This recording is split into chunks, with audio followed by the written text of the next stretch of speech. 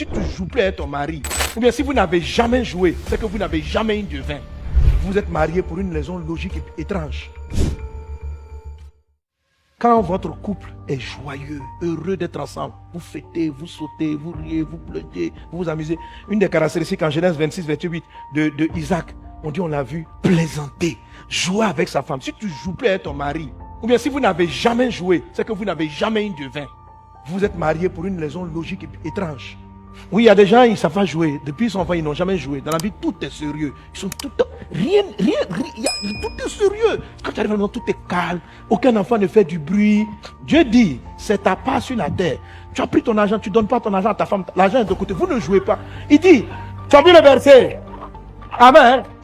Il dit, jouis de la vie. Jouis de la vie avec la femme. Il faut jouir de la vie. Profitez. Faites-vous plaisir. Amen. C'est ton cadeau sur la terre. Écoute, ton cadeau sur la terre, ce n'est pas l'argent. Ce ne sont pas les maisons.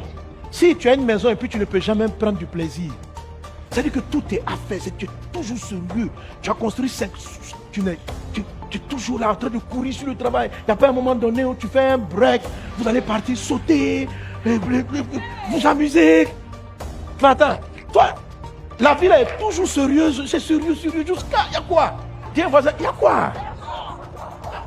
Je dis ça parce qu'il y a des personnes qui ne veulent même pas le vin dans leur mariage. Dieu dit, jouis de la vie avec la femme que tu aimes. Pendant tous les jours de ta vie, des vanités. Ta vie est vanité.